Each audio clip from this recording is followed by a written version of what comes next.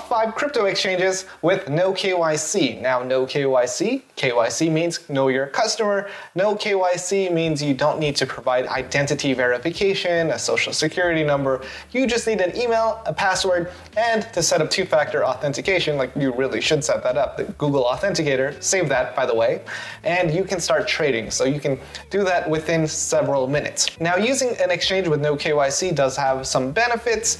If you are in the US, you probably noticed you have very limited access to certain coins, and you can get around that by using a no KYC exchange. Now, the best exchanges out there are Coinbase, FTX, and Binance. Coinbase in the US, very limiting, even if you're using Coinbase Pro. They do have a lot of quality projects, but you don't get into those projects early, because that's when you make the most amount of money. Binance.com has a bigger selection of coins, but that blocks out US users and users from certain countries. Same thing goes for FTX.com. And to still have US customers, Binance and FTX both have a US version of their websites.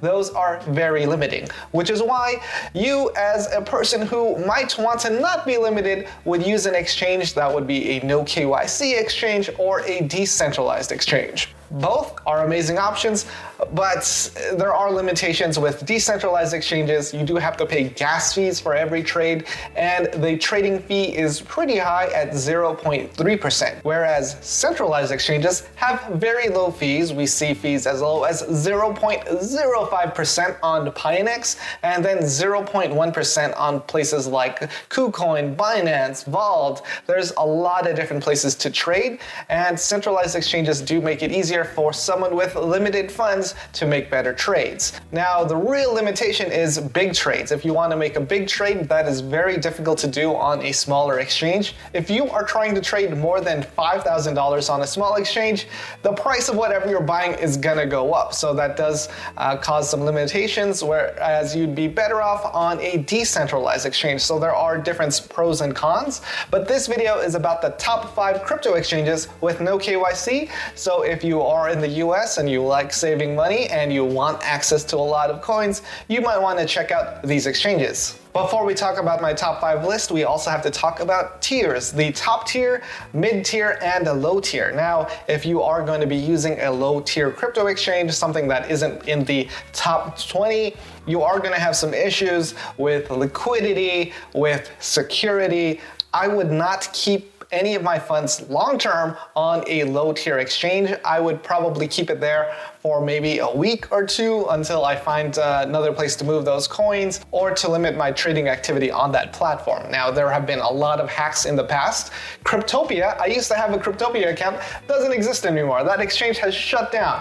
Bitmart had a huge hack, lots of funds were lost. I think the users were still okay, like they had some insurance, but it is very risky to keep your funds on an exchange. A lot of people say, not your keys, not your crypto, but the real thing is you gotta keep your crypto at safe places. Now, there are safe places to keep your crypto, places that specialize in custody. So you want to hold your coins at exchanges that specialize in crypto custody and that have insurance.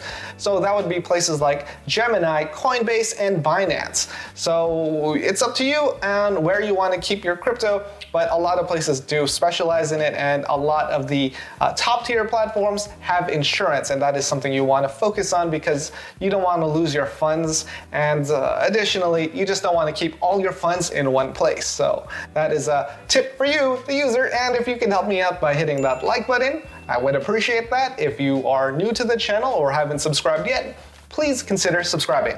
And continuing about low tier exchanges, they do take a lot of chances on coins. They do have more listings, but they aren't very high quality coins. Now, with the mid-tier exchanges like KuCoin, they do list more established projects. They do their background checks on the projects being listed, so there is a lot more security.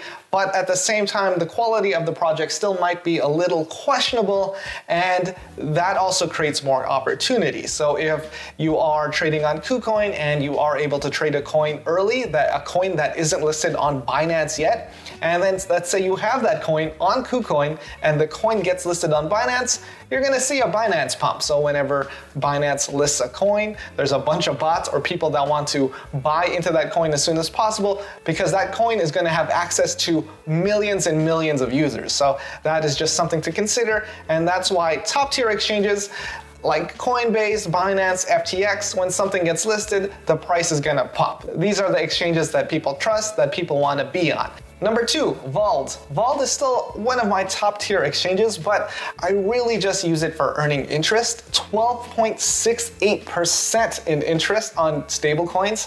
So I do have a supply of stablecoins that just stay there and earn me interest. I don't really have to work hard, which I love. So I am not 100% in Bitcoin or any specific cryptocurrency. I do have a balanced portfolio of coins, so if it's up or down, I still limit my risk. My goal is to not lose money, and that's been doing well.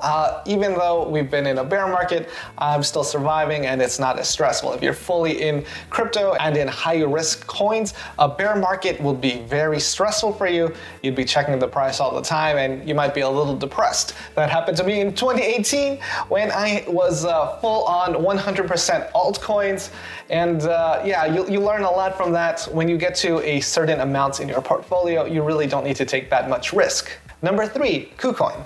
As I mentioned earlier, KuCoin does list quality projects because they have to vet and do their due diligence for any project that gets listed. So they do list some coins much earlier than Binance and Coinbase, and that creates a big opportunity. Now, not all coins listed on KuCoin are going to make it to that top tier exchange, but some do. So it takes a lot of research to find those opportunities. Now, one of the biggest drawbacks of using KuCoin, they have very high withdrawal fees. I remember for one ERC20 token, like anything that's on the Ethereum network, they have static pricing on the coins you want to withdraw. If that coin goes up in price, the withdrawal fee with that same coin is still the same price. I remember I had to withdraw a coin and it cost me $60, which is a lot, but it's still much cheaper than using a decentralized exchange on Ethereum. So you kind of have to weigh out the pros and cons, and you have to understand how much is this withdrawal fee going to cost me. And in spots number 4 and 5, Gate.io and MEXC. No KYC, but they list coins very early, very early. Like, they are one of the exchanges that are the first ones to list a coin. There are lots of opportunities, but also lots of risk. Since these are exchanges that list early, there are a lot of arbitrage opportunities out there when comparing the same rates on a decentralized exchange. Let's say the coin only trades on PancakeSwap and Gate.io, there might be opportunities out there for arbitrage. So those are my top 5 crypto exchanges. If this video has been helpful, hit that like button. Doing a quick recap: Vault, KuCoin, MEXC, and Gate.io. So with that, I hope you got your full value for today. Oh, and yeah, I'm kind of in a new place today, still setting up. So yeah, the video is going to be a little different until things get set up properly. All right, and with that, I hope you got your full value for today.